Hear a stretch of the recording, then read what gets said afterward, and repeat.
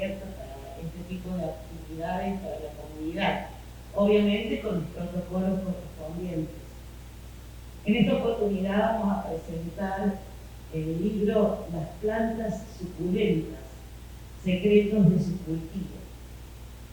Los autores son el ingeniero agrónomo Sergio García, es docente de nuestra casa y el cual desarrolló sus actividades como responsable de las colecciones de plantas suculentas y de las colecciones de cactus de Córdoba. También se desarrolló como encargado del área productiva de este grupo de plantas e integrantes del área educativa del Jardín Botánico de Córdoba. Y también el coautor, el estudiante de Ciencias Agropecuarias de la Universidad Nacional de Córdoba, Ignacio Oprandi, quien también se destaca como paisajista, especialista en jardines cerámicos. Voy a invitar al señor decano a decir algunas palabras y luego vamos a realizar la presentación.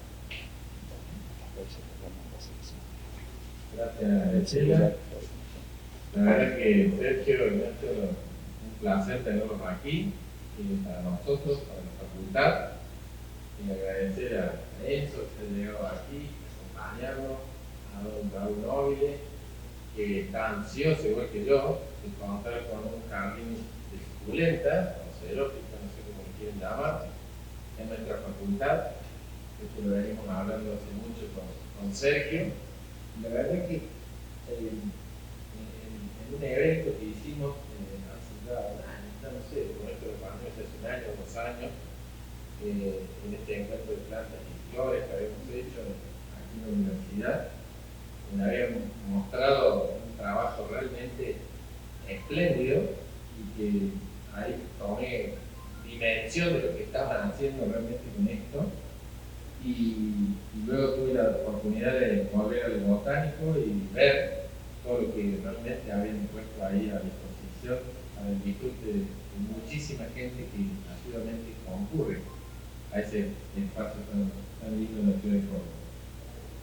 Y por otro lado, luego me visita con este libro, que realmente es un placer, yo lo pude ojear, tiene no solo imágenes, sino un contenido realmente interesante, que él decía que quería que estuviera en nuestra biblioteca, que de hecho ya está en nuestra biblioteca este material, porque es y va a ser seguramente de muchísima consulta para nuestros estudiantes, para la carrera, sobre todo de jardinería y floricultura, porque tiene de alguna manera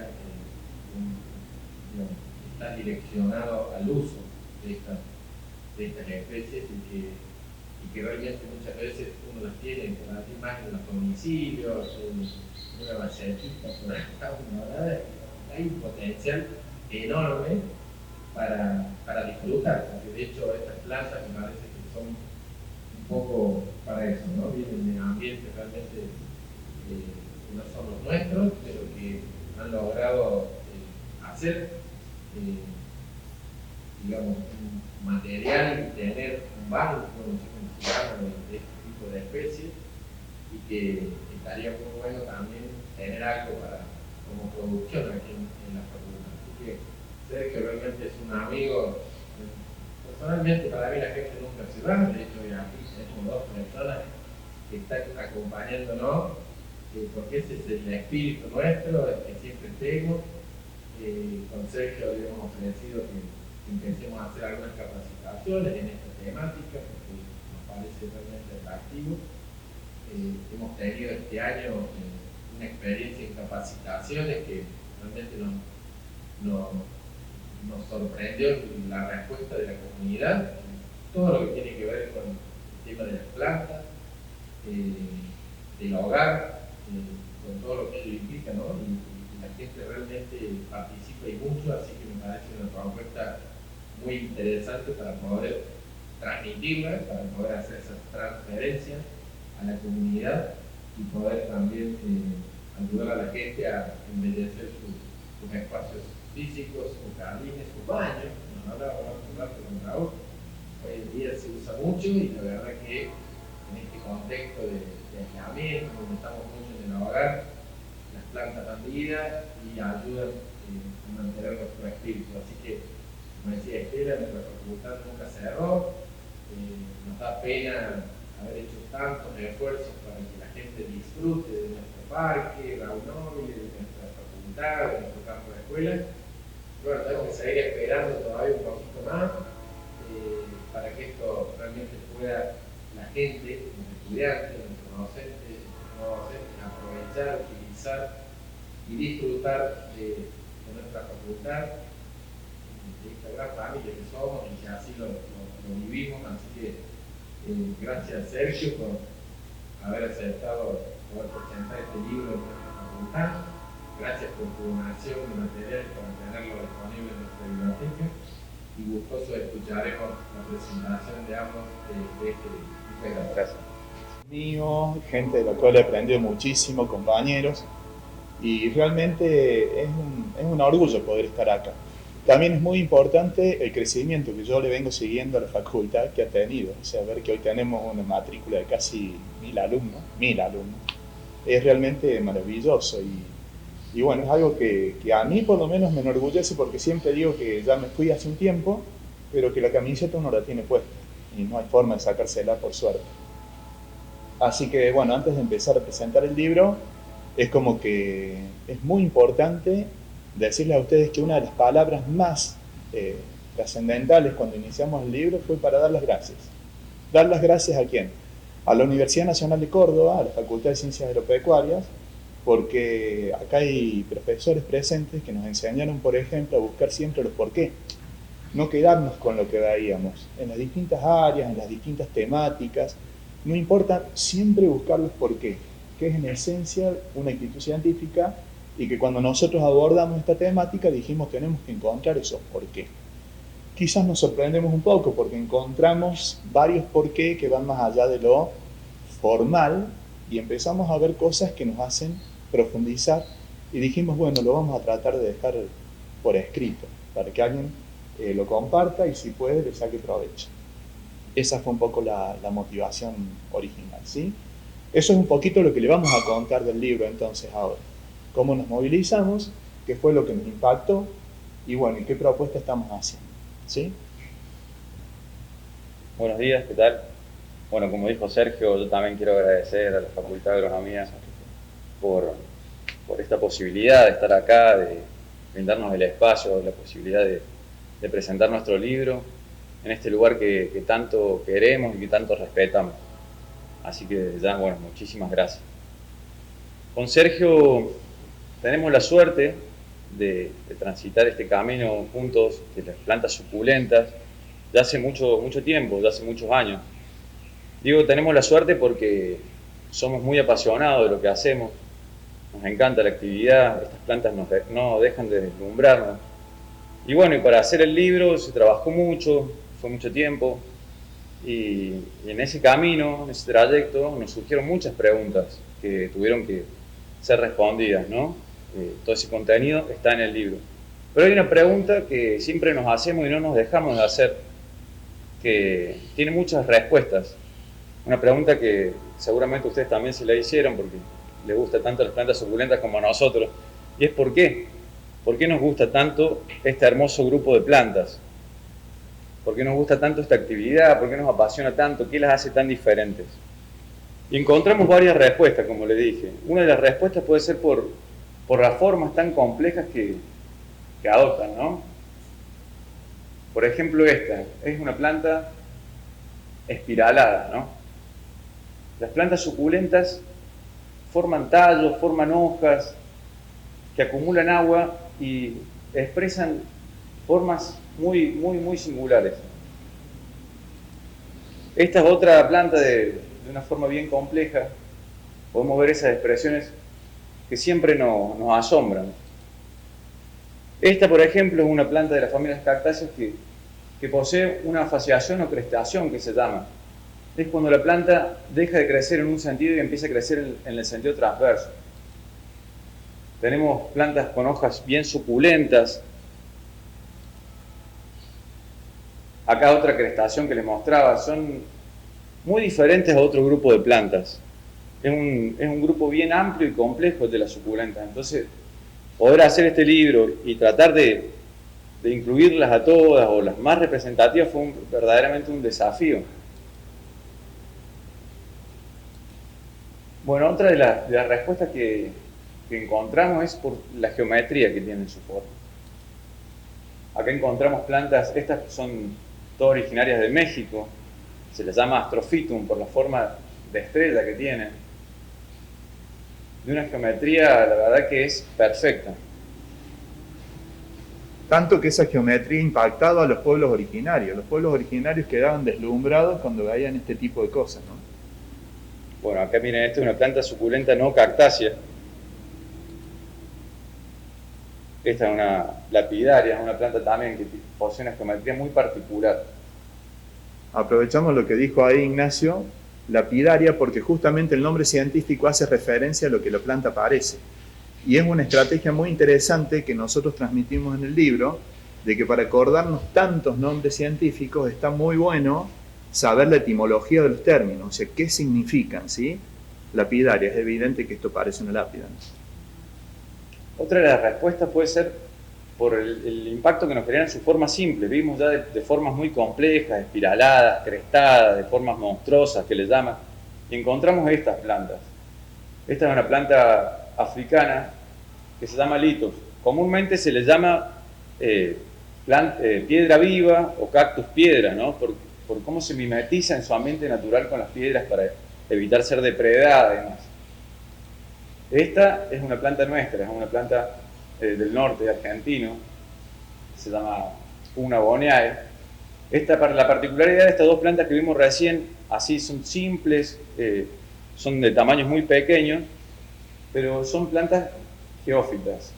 Estas plantas, el mayor tiempo del año, se encuentran bajo tierra. Si nosotros vamos a tratar de verlas en su hábitat natural, no las encontramos, porque están protegidas por debajo de la tierra para evitar la pérdida de agua.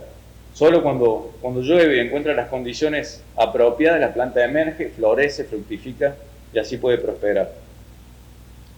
Bueno, también hablamos de la diversidad de este grupo de plantas, de las plantas suculentas, y vemos que los tamaños son muy diversos. Fíjense, ahí está Sergio, junto con un cactus en la ruina de los Quilmes, en la Maicha del Valle. Fíjense, cactus, los cardones de nuestro país que pueden alcanzar 10, 12, hasta 15 metros de altura. Y cómo lo podemos contrastar con una mamilaria, por ejemplo, mexicana, que tiene el tamaño ni siquiera de una moneda, de un peso nuestro.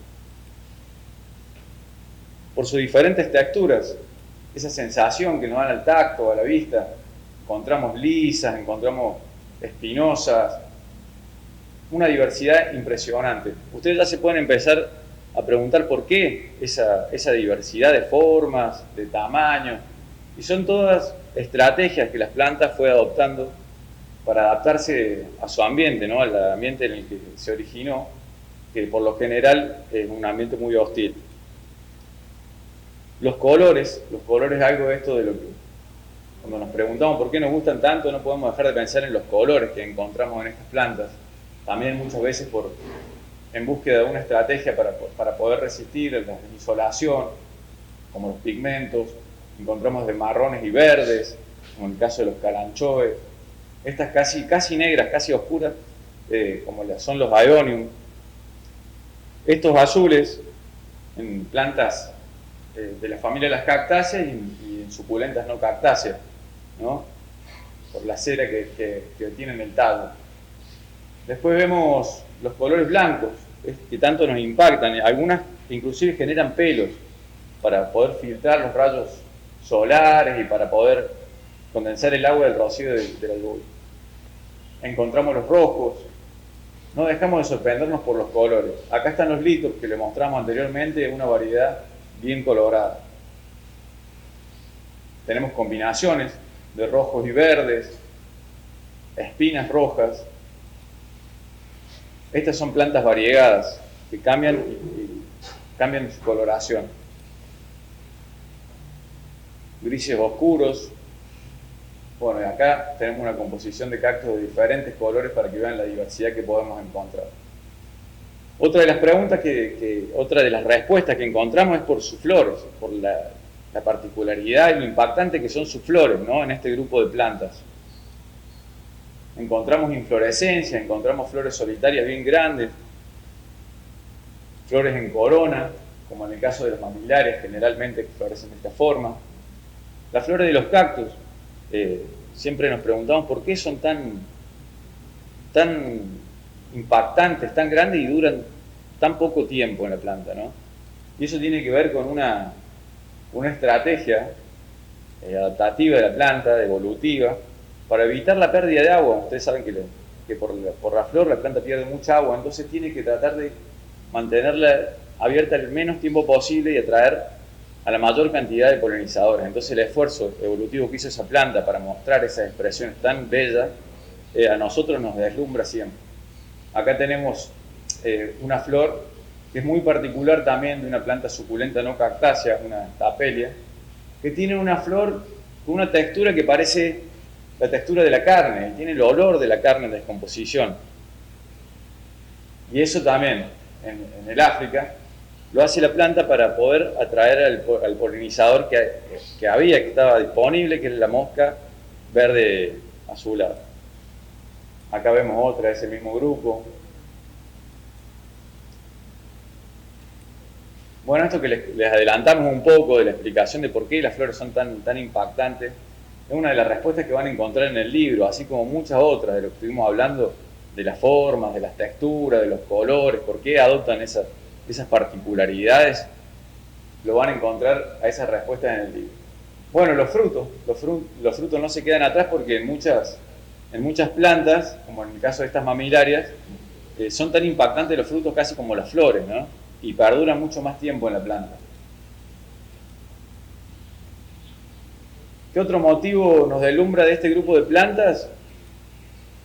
Todos los secretos que tienen para contarnos. Para contarnos, ustedes dirán, bueno, sí, tienen muchas historias que contarnos. Ahora Sergio le va a contar un poquito sobre esto. Bueno, sí, esto es tratar de hacer un gran resumen de mucha información que está en el libro, ¿sí? Pero nuestros sentidos se exaltan, y eso es importante con las cosas que contaba Ignacio. Y por otro lado, cuando las empezamos a estudiar, a profundizar, vemos que también la planta nos empieza a contar cosas. Y esas cosas que nos cuentan, las queríamos también dejar plasmadas en el libro para que la puedan disfrutar mucha gente. O por lo menos todo el que esté interesado, ¿no es cierto? Entonces, ¿son capaces de contarnos historias? Sí, son capaces de contarnos. Y hay tres historias. Yo decía esto a la gente que nos visitaba en el Jardín Botánico y quedaba muy impactada. Hay una historia muy antigua. ¿Por qué son como son? ¿Por qué son como les mostraba recién Ignacio? ¿Por qué tienen la forma que tienen? ¿Por qué? Y eso tiene que ver con su evolución, ¿sí? También una historia más contemporánea, que está relacionada a la que vivieron nuestros pueblos originarios. No solo acá en América, sino en todos los continentes. Fueron significativas en todos los continentes también. Y hay una tercera historia que es importante, que es la historia contemporánea, la nuestra. Es notable, pero con Ignacio vemos una planta y sabemos, yo les puedo decir de dónde viene esta, cuándo más o menos la adquirimos, y esa es una historia muy, muy importante porque es significativa para cada uno de nosotros. Son tres historias, ¿sí? La más antigua, la historia evolutiva. Acá había un grande, que yo me acuerdo haber leído cosas de Darwin cuando estudiaba en la facu, y que nunca a lo mejor le daba la importancia que realmente tenía. Pero él nos decía una frase que también la van a encontrar en el libro, que no sobrevive, que no está hoy con nosotros presente, ni el más inteligente ni el más fuerte. Está el que mejor se adaptó. Y estas plantas tienen las formas que tienen, los colores y todo eso, por la forma en que se han ido adaptando, y la que no lo hacía, hoy no nos acompaña en el planeta. Y hablamos de millones de años de evolución. No tenemos dimensión de lo que son millones de años. Nosotros hablamos 100.000 años, una locura. Los cactus se calcula más o menos unos 30 millones de años de evolución. Después que se separan los continentes, empieza a evolucionar la familia cactácea en América. Por eso son endémicos de América, ¿sí? Pero estamos hablando de 30 millones de años, donde muchas de estas formas no nos acompañan hoy. ¿Por qué? Porque no lograron adaptarse. Estas son las explicaciones que daba Darwin en su momento. Esta es la historia más antigua, ¿sí? También, en ese cómo estar y no desaparecer, entonces fíjense, acá hay cosas como para que ustedes puedan ver bastante resaltadas, ¿no?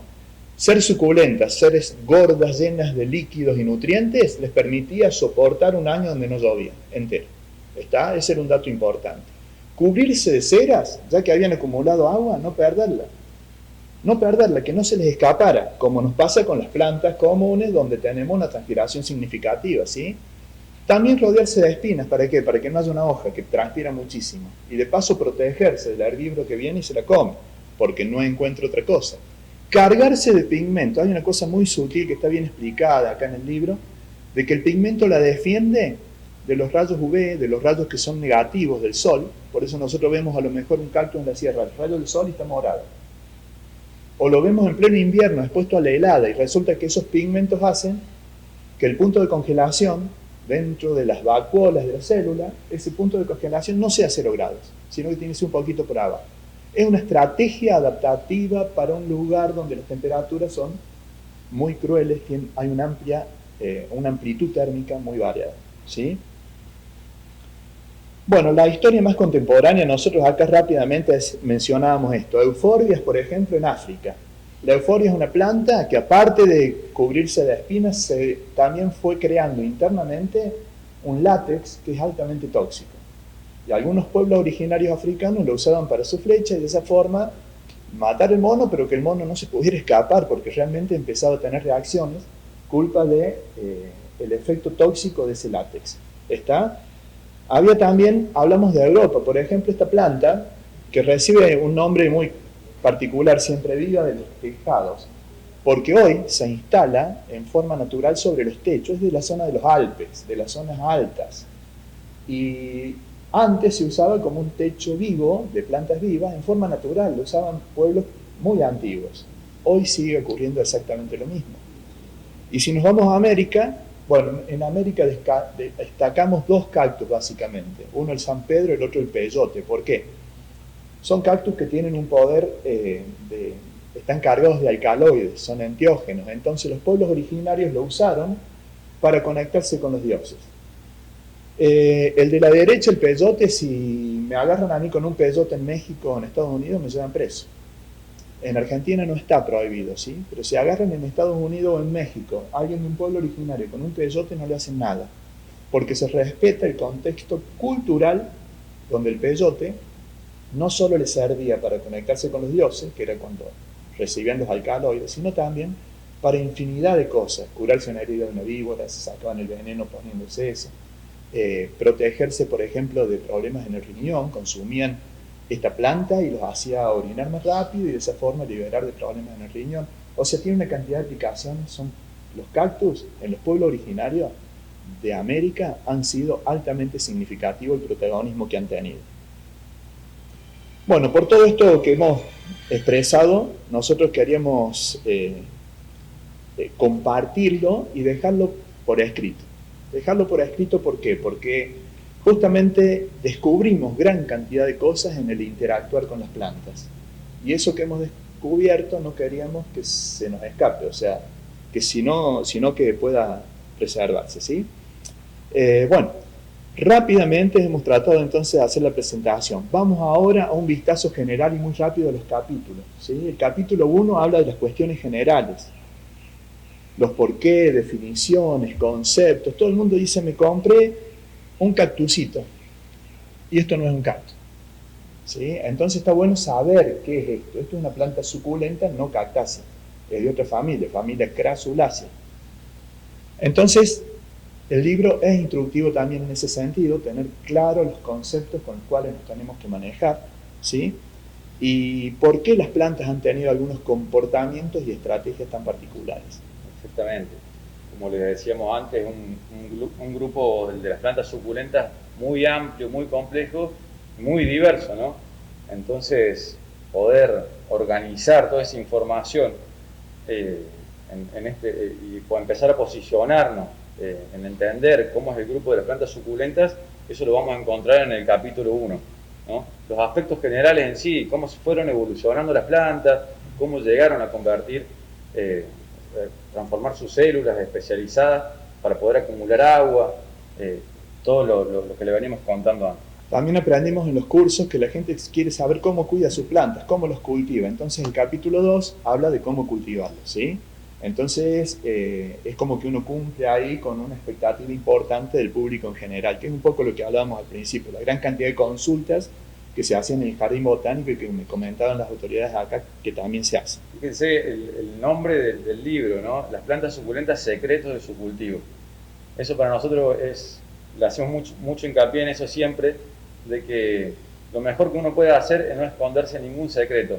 Todo lo que nosotros pudimos acumular de experiencia en el cultivo, lo volcamos todo en el libro.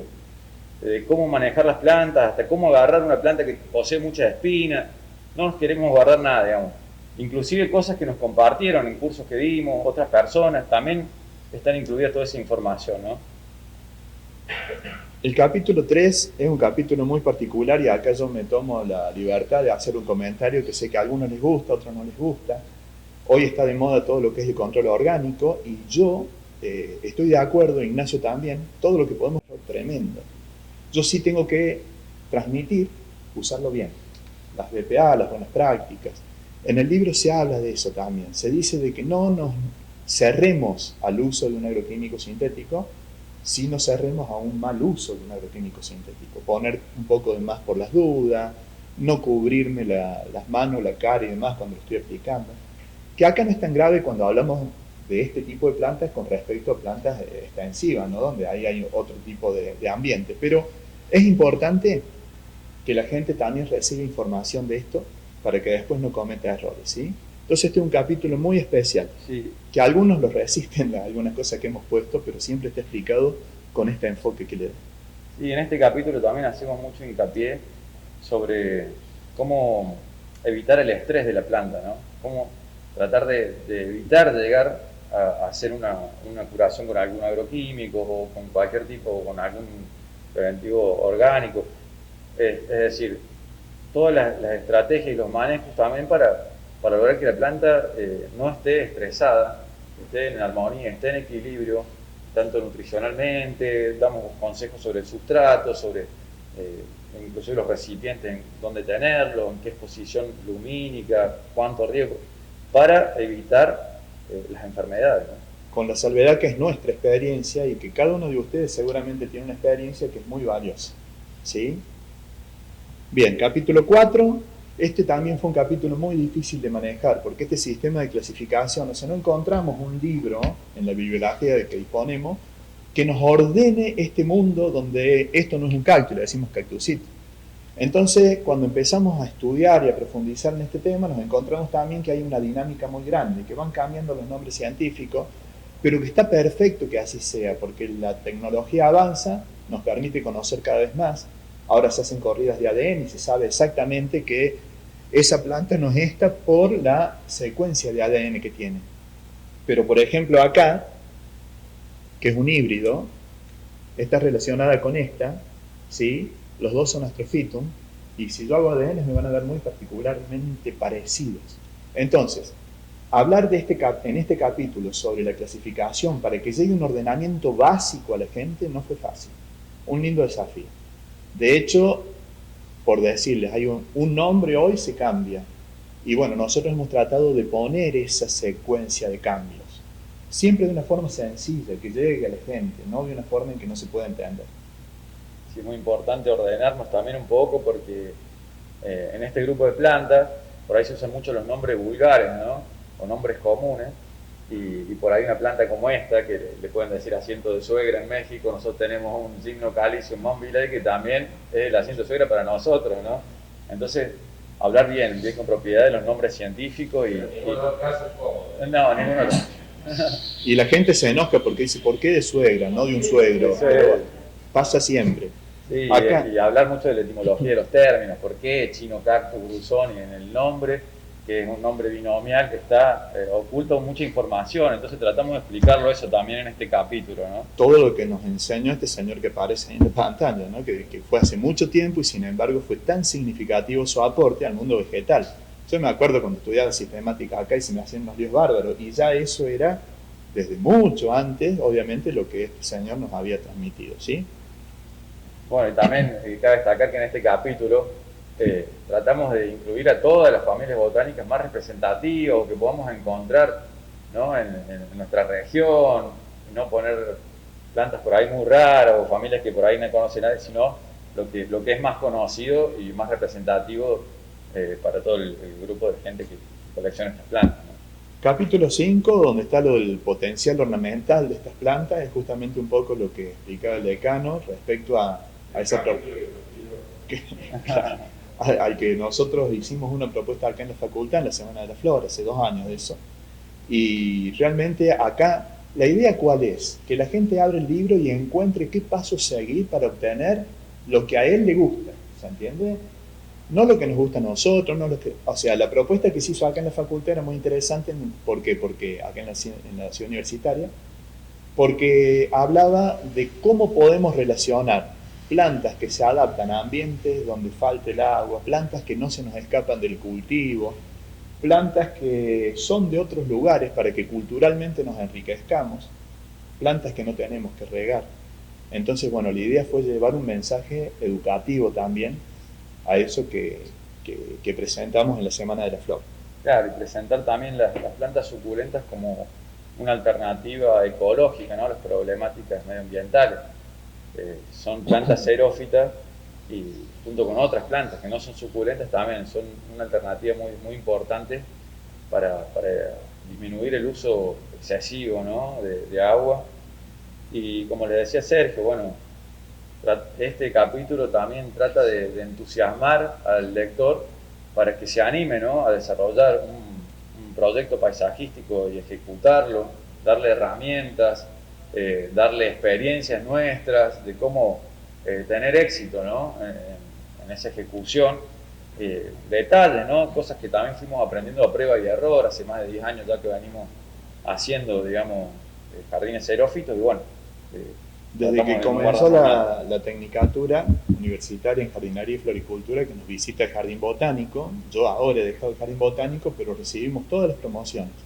Y realmente fue una experiencia muy linda, porque justamente estas plantas aportaban mucho esto que dice Ignacio, ¿no? A usar plantas que viene gente al jardín botánico y dice, quiero un jardín que no lo tenga que regar. Y bueno, vámonos a este grupo de plantas. O nos vamos a plantas nativas, es cierto, pero a lo mejor esa diversidad y esos contrastes son importantes. Ahí en el final de este capítulo van a poder encontrar proyectos que nosotros realizamos, también que hicieron en el Jardín Botánico, que mencionaba Marcelo, el de la Semana de la Flor, en el que nosotros participamos. Y bueno, presentarlas también como plantas muy sustentables, ¿no? Que requieren de pocos insumos, requieren de poco externo al sistema en cuestión, ¿no? Que se pueden mantener y sobrevivir por sí mismas, ¿no? Y cuando ya terminábamos el libro, que gracias a Dios termina, si no los vamos a alcanzar, pero dijimos no podemos no mencionar lo que pensamos respecto a los cactus nativos, a las plantas nativas, ¿sí? Hoy hay una problemática muy grande. Los espacios donde nuestras plantas nativas y en el mundo viven están desapareciendo. Yo me acuerdo en una charla que daba y que decíamos, bueno, va el coleccionista y saca un cactus, ¿con eso lo estoy llevando a la extinción? No lo estoy llevando a la extinción, pero si somos todos coleccionistas y vamos todos y sacamos, ya le estamos afectando a la población. Los cactus son de América y hay algunos que son de un punto en el planeta. Gymnocalycium taningaense, porque es de la zona de Taninga.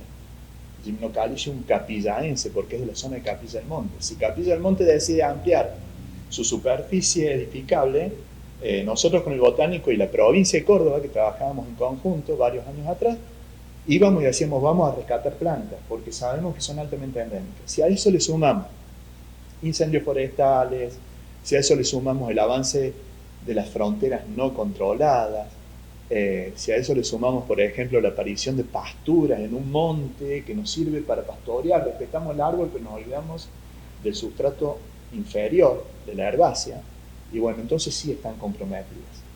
Entonces dijimos con Ignacio, vamos a poner lo que nosotros realmente pensamos, vamos a tomar posición y vamos a hacer, me acuerdo que en una charla dijeron, tire la primera piedra a aquel que nunca sacó un cactus de hábitat. Nadie levantó la mano.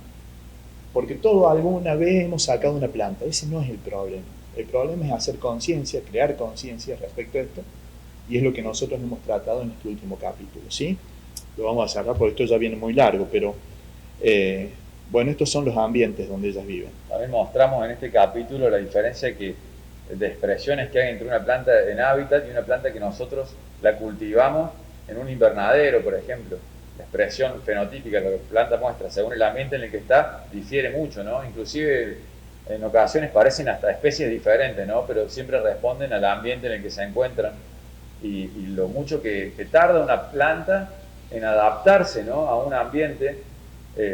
Por ejemplo, en el jardín botánico se ha trabajado mucho, Sergio ha estado a cargo de eso, de tratar de cultivar plantas de semilla, de poblaciones a campo, para poder después reintroducirlas a su ambiente natural. Pero algo que sigue en curso de investigación eso y a prueba y error, porque es muy difícil rusticar la planta y adaptarla a su ambiente original, ¿no? Por eso cuando uno extrae una planta que ya es adulta, tiene cierta edad, es muy difícil que se adapte al lugar en el que nosotros la llevamos y termina viviendo de sus reservas un tiempo y después termina muriéndose, ¿no?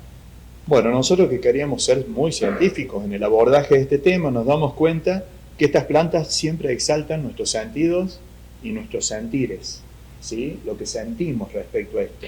¿Y por qué? Porque nos dan satisfacción por lo que hacemos, sentimos orgullo de las plantas que logramos.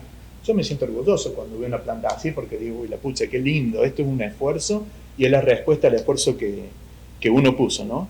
Nos liberan tensiones, hacemos terapia con el cultivo de estas plantas, eso es una realidad. Nos transmiten buena energía, ninguna duda. Nos sentimos con suerte por coleccionarlas porque es una oportunidad que se nos ha presentado, al menos a mí, después de tantos años en la facultad, de abordar distintos temas sobre esta etapa final, encontrar esto es una linda opción.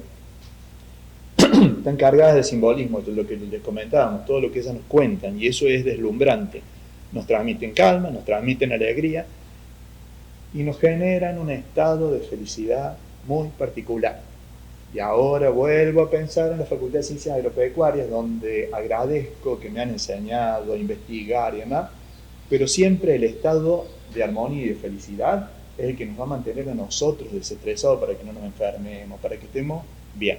¿Está? Nosotros encontramos con el cultivo de estas plantas justamente ese estado de felicidad del cual nos enorgullecemos. ¿Estamos?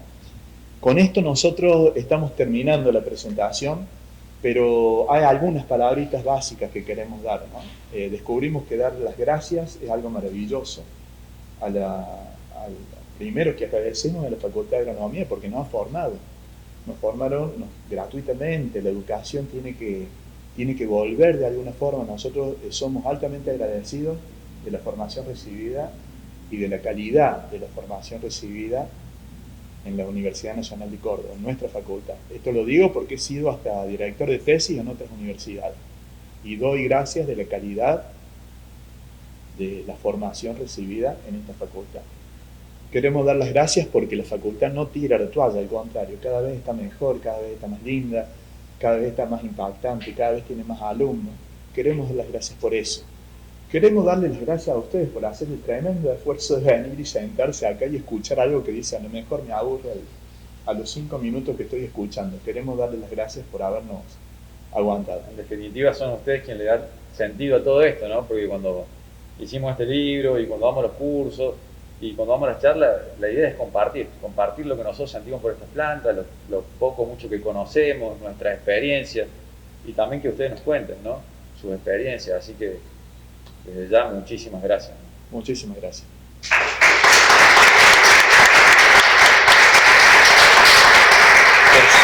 Por supuesto, si hay preguntas, las que quieran. Yo soy de los que empiezo a hablar y no paro, por eso me censuro continuamente. No, está bien, Pero excelente la presentación y creo que han logrado despertar esos sentires que ustedes hablan en el libro.